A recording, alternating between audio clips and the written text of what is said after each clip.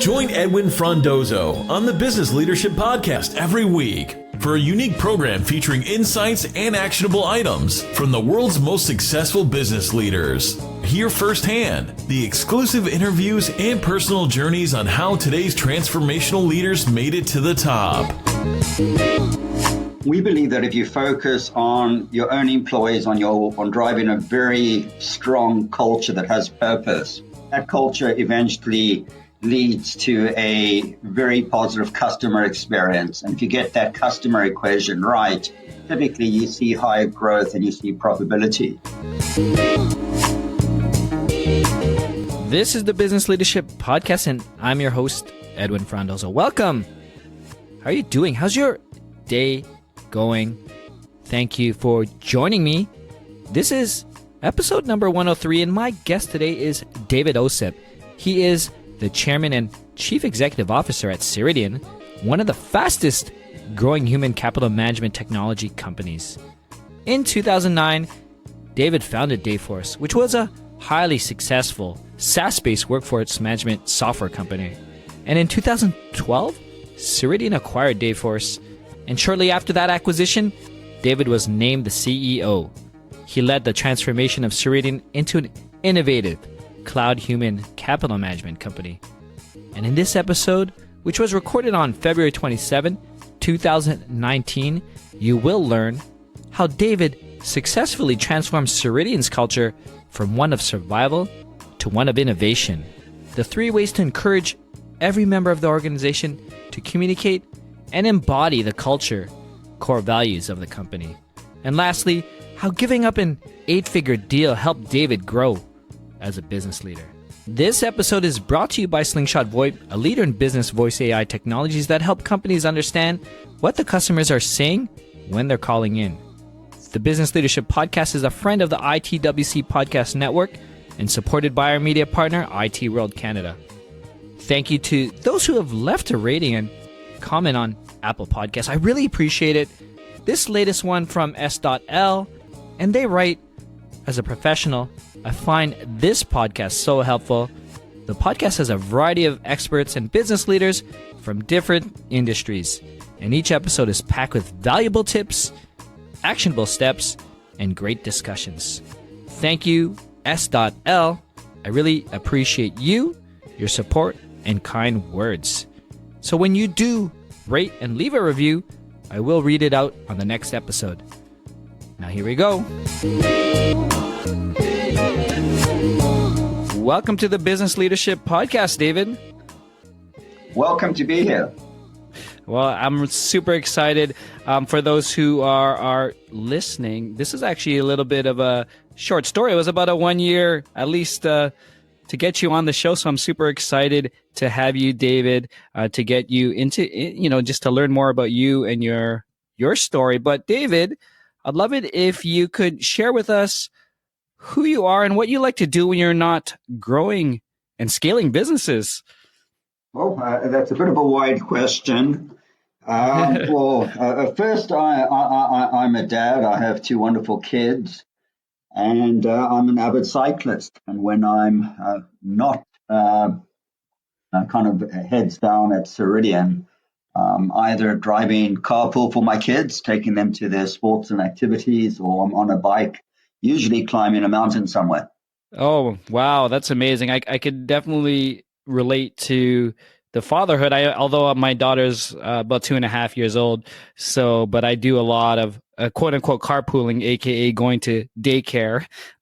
What's the last mountain you climbed with your bike?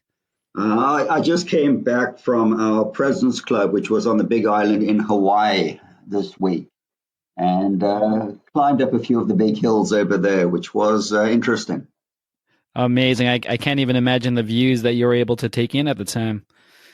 Lots of lava, lots and lots of lava. That's great.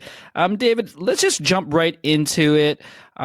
If you can share with us maybe a difficult decision that you had to make that allowed you to significantly grow as a business leader. Maybe it was something in your earlier career, or it could be something present as well.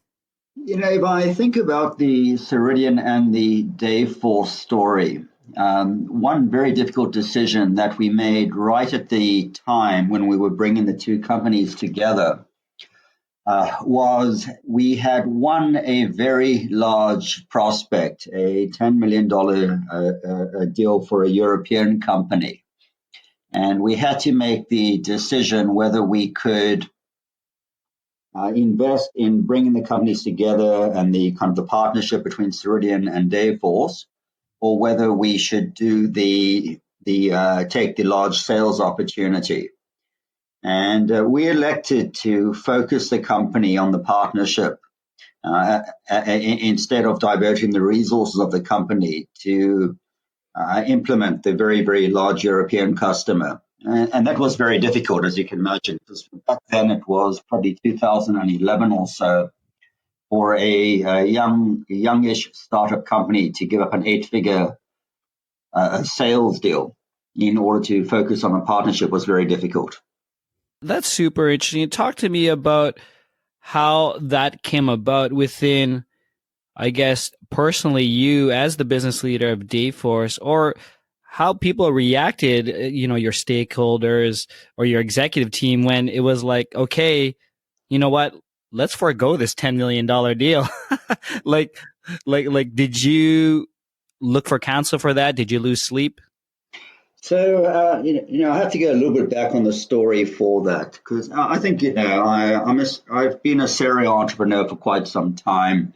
Mm-hmm. I had started Danforce in 2009 when my non-compete from my prior company had expired.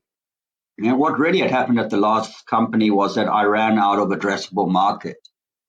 At the prior company, we did workforce management solutions for very, very large companies. And eventually, we had a very significant market share of workforce management in retail and banking and transportation and manufacturing. And we just really couldn't expand much more in that segment. And when we tried to take the tech down market, we found that it didn't really scale down because the technology requirements were too heavy for the small organizations. So in 2009, I had started Danforce with the idea of using cloud technology to address this market. And because I was quite sensitive to market size, I started to look at the adjacent markets. And right adjacent to workforce management is payroll. And the payroll market I really found very attractive. One, it's a huge market, tens of billions. The second is that the requirements seem to be the same regardless of the industry or the size of the customer. And from a cloud perspective, that meant you could build and deploy in a single code base and get quite nice scale. Another characteristic I found very attractive was that the average life of a payroll customer seemed to be above 10 years. Mm-hmm. So if you did your LTV or CAC ratio calculations, they were very, very attractive. And then the third thing, there seemed to be like this platform play potential that if you could win a customer for payroll or for time and attendance, you could later expand to recruiting, performance, comp, and the various other types of talent modules. And by doing that, you just simply increase the return from each of the customers. So at that particular point in time, I had the decision, do I expand into payroll as Danforce or do I look for a partner? And I knew quite a bit about Ceridian. And the one thing about Ceridian at the time was that it hadn't had technology innovation for probably about a 20-year period. And as such, there was a kind of decline in sales each year.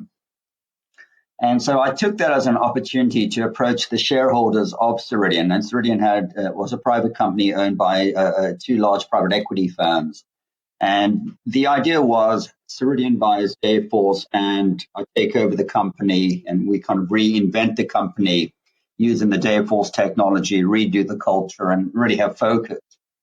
And so it just happened that we had won this very large customer in Europe at the same time we were doing final negotiations with the owners of Ceridian. And because of my sensitivity to addressable market size and realizing that you have to have focus to scale a company, for me, it was really a clear decision. Obviously, for the team involved in the sale of the very large prospect, it was very difficult. I had to make the call to the customer and say that we were pull in before we signed the actual contract. That was a very difficult call to make. I mean, I can't even imagine. I'd love it to, and it's an amazing story when I hear and I read about Danforce and Ceridian and how, outside looking in, it got acquired. Ceridian was the bigger company at the time, and I'd love it if you could share with us, David, that transition. So the deal was done. I mean, how did you manage your team, your organization, which was a smaller one? And obviously, and you did talk about using the innovation, but eventually you used that as a huge opportunity for you to really take Ceridian, take the leadership role as well, and grow it to where it is today. So it's an interesting question. So to me, it always really starts with the people, with the team. And we believe that if you focus on your own employees, on driving a very strong culture that has purpose, that culture eventually leads to a very positive customer experience. And if you get that customer equation right, typically you see higher growth and you see profitability. And if you look at the Ceridian Danforce story, we're kind of a perfect example of how that is true, and also really how we've been able to use our Danforce technology to drive culture. So when we brought the two companies together, the first thing that I did was I went around to all of the various offices, and we had about 5,000 employees or so. And I was trying to understand the culture of the organization. And what I really found was that within Ceridian, there was a culture of survival. Because as I mentioned, the sales had been declining at the time by about 10-15% per year. The response of the owners was really to reduce the workforce each year to keep the EBITDA or the profitability levels where they needed to be from a debt perspective. And that left people really concerned about their jobs. So what we did is we created a new brand promise for the organization, and we chose Makes Work Life Better. So the idea that anyone who would use our products or services, their work life would be improved, whether you were the CEO or whether you were a frontline worker. And then around that, we specifically chose values that helped us deliver on that promise. And we were very specific in the values that we chose. So we chose things like optimism. For optimism, we defined it as optimism is a planned behavior.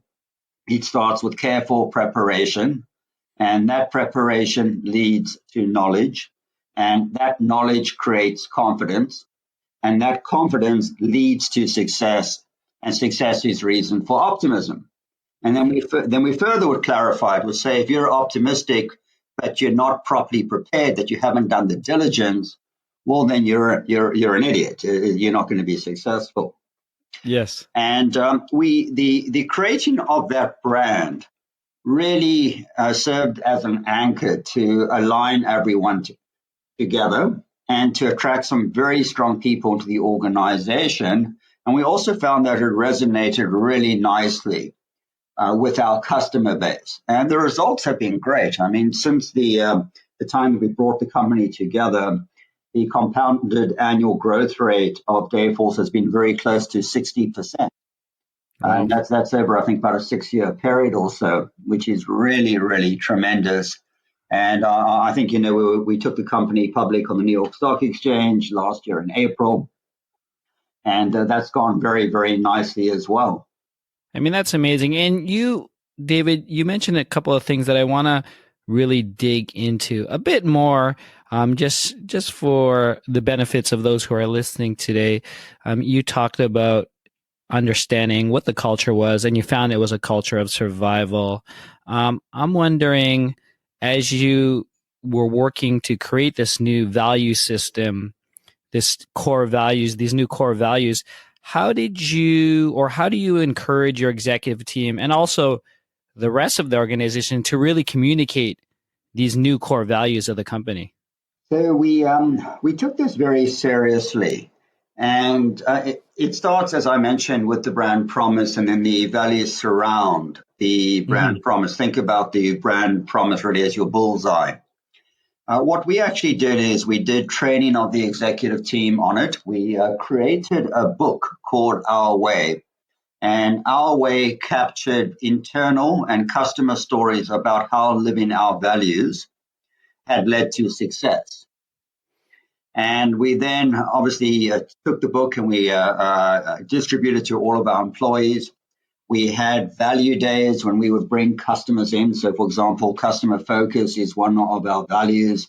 We would bring a customer in, and we still do, to each of our offices and have them speak about their experience with our products and services so that the organization could develop a lot more empathy for what the customers viewed as most important. And that was very, very important. Also, as part of the way we changed the culture, is we started measuring employee engagement. And we would do employee engagement surveys every 6 months. And we then would turn around the data and compile the results very quickly within a few weeks. And then we would share the results with the entire organization. And we were completely open about the issues that the employees felt that we had to resolve. And we would identify the top 5 items that needed a priority. And for each of those, we would develop programs and communicate those programs out to the employees. And then 3 months later, we would report out how we were progressing against those programs aligned to the priorities that we had to address. And that became very, very successful. Over a period of time, we were able to dramatically improve our employee engagement scores. And, from an external perspective, we look carefully at our Glassdoor ratings. Back in 2012, we were somewhere under 2, which is, very, very difficult to get that low. And today we're about 4.3, 4.4, which is very high. And our focus on kind of employee engagement led to that. And as to the values, what we also did is we did value surveys that kind of every 3 months, we would do a survey to determine if employees aligned to the actual values, and if we had to tweak them in any ways, to re-communicate them in any ways, but also just to reinforce who we were and what our brand promise was. Talk to me about the length of time it was to create this new brand promise, create these handbooks, and how long it took for the whole organization to really understand, live and breathe these core values that the customers could feel it as well. So, some of this is just tied to my journey. I've been an entrepreneur for quite some time, and it probably took me 20 years to really understand that scaling an organization really requires this emphasis on culture. And so, in the early days, even of Danforce, we had developed a brand promise. And we had communicated out the brand promise. The bullseye was on every person's desk. And we were quite religious in making sure that people understood who we were. And when we brought the two companies together with Ceridian and Danforce, again, because of just my background, almost on day one, we started the exercise of doing the survey, understanding the current culture, developing the makes work life better, new brand promise, printing out the bullseye, communicating the bullseye. And so for me, it was basically like, driving. You're riding a bike. This is what you do when you're forming a culture. So I would say probably within 6 months of the transaction, we had identified the bullseye. We were writing the actual book. At our customer conference that year, we actually highlighted it. We handed it out. We had some material about the actual Makes Work Life in Our Way as a book. And we could see the impact almost immediately. The Glassdoor score began improving right at the very start. And I would say within a year, we probably were in the 4s. And remember, Well, this is quite a large organization. yeah. We've got 5 different generations that work at the organization, offices across the world and such. I mean, that's a great story. And I love, and what I'm hearing, right, David, is like, it was sort of your ethos as well in terms of understanding this culture and having that experience from Dayforce and earlier experiences in companies that you've grown in scale. It helped you speed up that process, I guess, right? Yeah, it was. It wasn't something that came naturally, I would say, to me. One of my board members at the time was a guy named Marty Goldfarb. And this was Marty's thing. In fact, we used Marty to help us with the bullseye. And I'd worked with Marty across 2 different companies. And it took me a couple of decades to really understand what Marty was saying and the impact that it could have on an organization. If you are enjoying the conversation that I'm having with David and have any comments, questions, or anything related to something that we said, I would love to hear from you. Please join me on my Facebook group where I discuss this episode. I share daily insights, answer questions, and connect you with other like-minded business leaders. Go to thebusinessleadership.com/FB group or simply search for the Business Leadership Group directly in Facebook. I'm excited to see you there. Now let's get back to it. With Ceridian, as you mentioned, into thousands of employees and the experience that you've had starting companies and growing, there's typically a tendency for organizations to become, quote unquote, an institution that where the culture, I guess, dampens inspiration. Do you have any insights or examples how you've kept this from happening? So when I think of Ceridian, I think of a technology company. I think about an innovator. And, if you know me as an individual, I'm really quite hands-on with the technology. Mm-hmm. I demo it very frequently to large groups. I attend the R&D meeting every 2 weeks where we review every department's current sprints and what's in the current and next releases of the actual product. And that kind of technology focus from a leadership perspective really does keep the emphasis on the company being agile and being nimble and being able to stay ahead of the competitors in the space. And for us, we lead with our technology.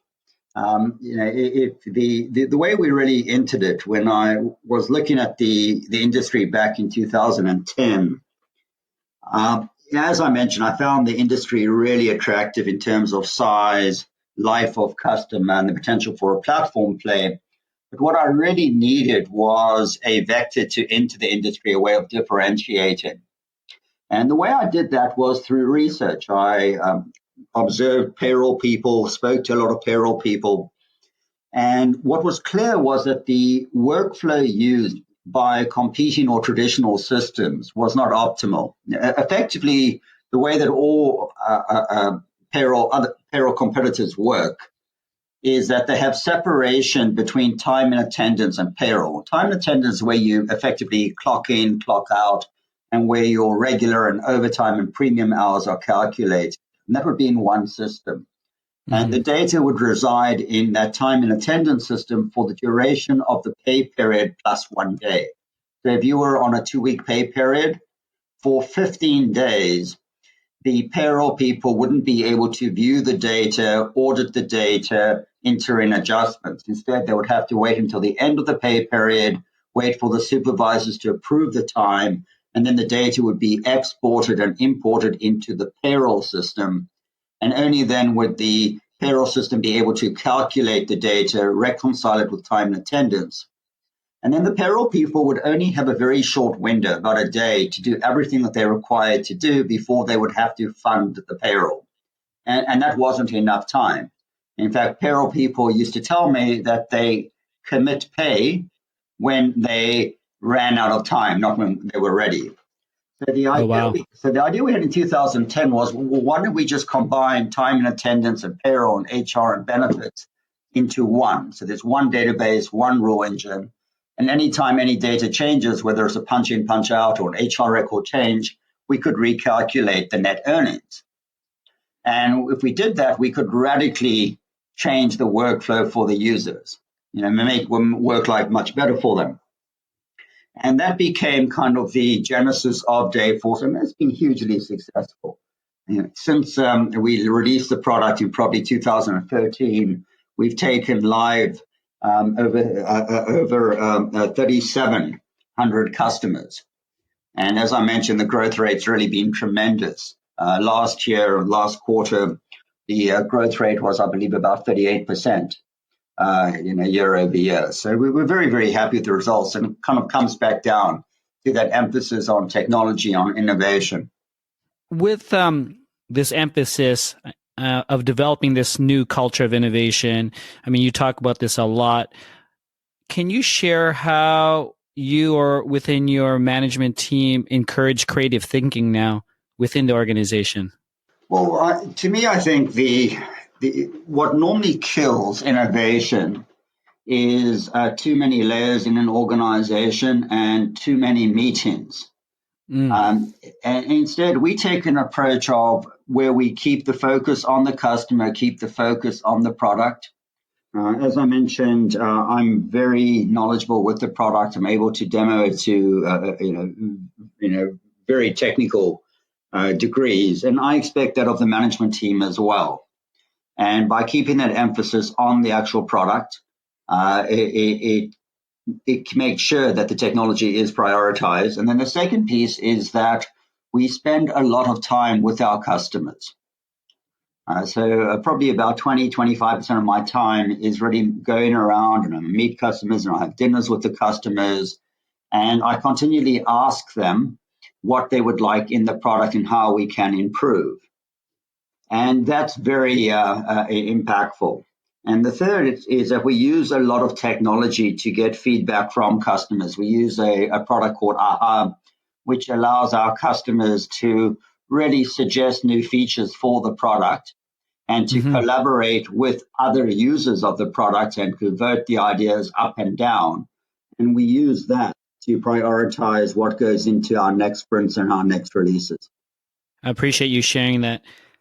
I've read, David, in the past where you had this mind shift in terms of your focus, and you mentioned it real quickly at the top about keeping your employees happy by providing them all the resources and tools they need to be successful. I'd love it if you could share how this has translated to the over success of your current business, Ceridian, and also the companies you ran in the past. So look, it's been an evolution for me. My first company I had sold to a bank. It did risk management and pricing for commercial banks.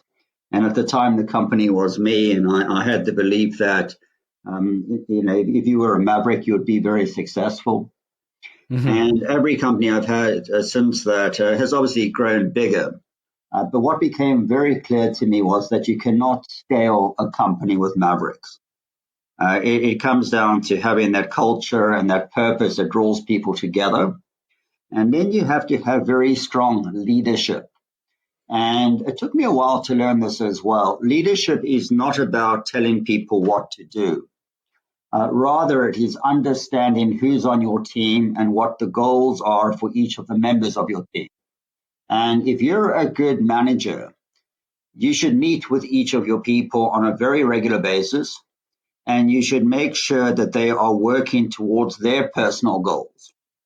And you should be an advocate for them. And if you do that, you land up with a wonderful team and very high engagement, and you land up with a very good organization, and people stay within the organization. And so that was a bit of a learning, and within that Ceridian, we really try and enforce that. One of the measures that I would focus on would be your regrettable turnover. And for a good organization, you typically want to be under 5%. And Ceridians is exceptional from that regard. And that comes down from really enforcing this idea that managers are the advocates of their teams. Being in the technology forefront, David, I'd love to get some of your thoughts and insights about the future of work, specifically how leaders, managers will manage the employee experience with the rise of the distributed workforces, new innovations and technologies like AI. Where do you see the work of the future of work going? So when I think about the future of work, I think there's going to be a distribution shift between people who work for themselves and people who work for organizations, which is one trend that we see happening already. And the second piece as well, because there are technologies like Dayforce, and again, Dayforce is differentiated in that it has this continuous calculation engine, which means that if I clock in for a day and clock out for a day, when I clock out, the system has calculated my net earnings. And in fact, within Dayforce, we allow you now to access those earnings. So you can do what we call on-demand pay. You don't have to wait until the end of the pay period. Mm-hmm. That capability really does allow people, even who are working for other organizations, to augment their pay by finding part-time work or shift work at other organizations, working the shift and getting paid almost immediately. And so I think you're going to see changes in the way that people are paid. I think there's going to be a movement away from those weekly or bi-weekly or bi-monthly payroll cycles to you work a day, you've earned the money, you should be able to access your net earnings. I think that's one change. I think there is going to be a shift to more of the gig workforce or the independent contractor workforce. And technologies, again, like us, will allow organizations to determine how much the person is owed and at the same time pay people with inside all the various and very complex regulatory requirements that are at the state and at the provincial, federal levels. So you can make sure that you're paying the correct SUI and you're paying the correct WCB and minimum wage rates and overtime rates and all of that. And then obviously there is going to be a change with AI or the use of other types of predictive technologies that in some ways predictive tech can do certain tasks today better than I think people can do themselves. Things that have to do with things like image recognition and things and etc. And as those technologies keep evolving, obviously there are going to be certain job functions that might be impacted. But at the same token, I think there'll be other opportunities created, particularly around servicing of people that will become present. I mean, it's definitely a fascinating time when we are thinking about all these things. And David, you being within that center in terms of the technology that enables a lot of this, do you have how do you manage your team or your management team thinking about that, as well as maybe your organization might have to evolve in managing this new type of workforce? Have you gone into any thinking about that or thoughts? Well, we're very focused on kind of the gig workforce and different technologies such as a digital wallet and on-demand pay, which we believe are going to become tenants of the future of work. And so we have R&D teams and product teams very focused on delivering those types of solutions. In fact, within Ceridian, we now offer our own employees on-demand pay, using the Dayforce application. So we've adjusted to that. In terms of predictive technologies, we have a large customer service organization. And so we're now are beginning to use various types of bot technologies. Mm-hmm. Within the Dayforce platform as well, we've taken advantage of the advances in natural language processing tech, so all the various voice platforms, whether it be Google or whether it be Alexa or Cortana. And on our mobile apps now, we have the Dayforce Assistant, which is a voice-powered bot. So you can actually now use the Dayforce app and you can say, hey, Dayforce, when's my next shift? Hey, Danforce, can I trade my shift with someone? Hey, Danforce, can I take a time off on Friday? And the system comes back with a proper answer. So if I say, can I trade my shift? It will come back and say, these are the people most likely to accept. So there's an engineer that determines what the person is trying to do and where it needs to go. We're very thoughtful about the future of work, both in the delivery of our products, the use of those new technologies in our products, but also in changing our own organization. That's really cool. I love that you're talking to your own products now yourself within your own organization. David, what advice would you give to those who are currently looking to growing their executive or leadership team? So that's actually a more of a challenging question than what most people imagine. Leadership changes based on the size of the organization. And what I found in the past is that leaders who are able to scale companies, say, to the $100 million level, may not be the right team to go to the $500 million level. And those people who might be tremendously successful at the $500 million level may not be able to develop the structure and the processes and the scale required to go to the $1 billion level. And so if you're building out your leadership team, you have to be very cognizant about finding the right person for the scale of organization that you're at. And I made this mistake years ago when I had a prior company. And that prior company, it did very well. We went from a zero to about $100 million in about 3 years. And we had some VC funding in the early part. And the VCs had insisted that we hire a very experienced EVP of marketing. And we hired a person from IBM. And the person, although very, very capable, wasn't the right fit for the size of the organization at the time. At the time, we were just a few $1 million. And we kind of made corrections about the organization, and we were able to be successful. But that was an example where we hired an exceptionally capable person, but just not the right person for the size of organization that we were at. And so when you're building out your leadership team, for every hire, make sure that you are bringing in the best person that you can find for the scale that you are. The second piece of advice about leadership is that there is a difference between an exceptionally competent individual contributor and a good manager. And sometimes good managers do not become, good individual contributors do not become managers. And as you're promoting people into that role, you have to make sure that they are making that transition properly. And if not, you have to make adjustments. That's great. Fun question, David.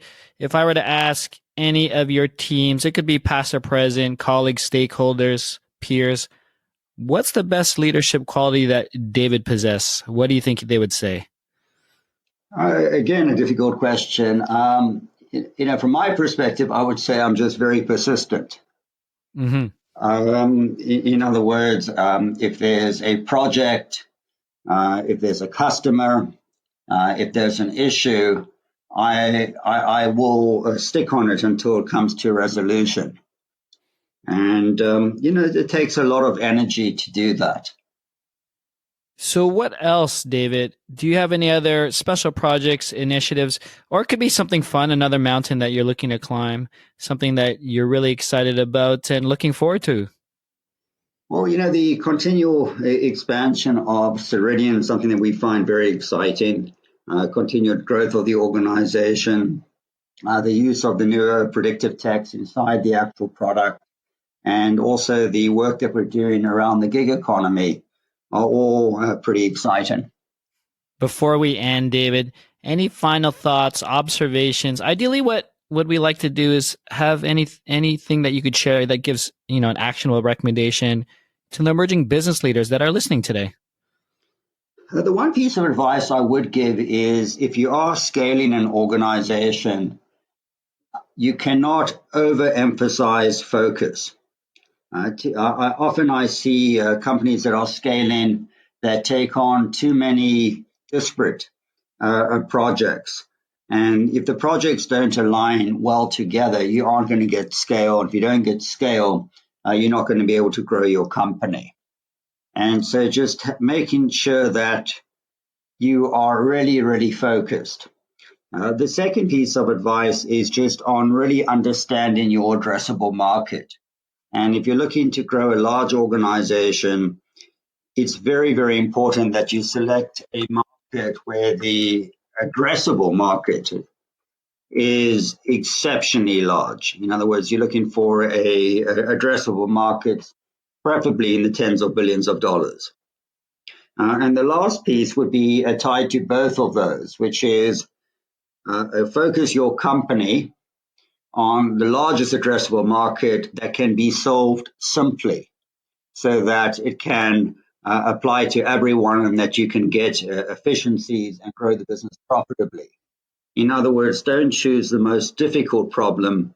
Choose the simplest problem that you can solve for the most amount of customers. That's great. Thank you for sharing. To close, David, can you tell us where we can find more information about you, Ceridian, or anything else you'd like to share with us today? Sure. Well, Ceridian, obviously, our website is Ceridian.com. I'm on Twitter at the Ossip, so DOSSIP. I'm on LinkedIn as well as David Ossip. And happy, obviously, to hear from anyone. David, it's been an absolute pleasure. Thank you for taking the time to join us on the Business Leadership Podcast. Thanks very, very much. That's it, biz leaders. Thank you for joining me on the Business Leadership Podcast. This was episode number 103 with David Ossip. If you want to learn more about David, Ceridian, or anything else that we discussed, please go to thebusinessleadership.com/103. Join me on my Facebook group where I will discuss this episode, answer your questions, and connect you with other like-minded business leaders. Simply search for the Business Leadership Group directly in Facebook. And lastly, if you haven't done so yet, please subscribe and rate the podcast on Apple Podcasts, Google Podcasts, or Spotify. Thank you again. Edwin signing off. Thank you for listening to the Business Leadership Podcast at thebusinessleadership.com.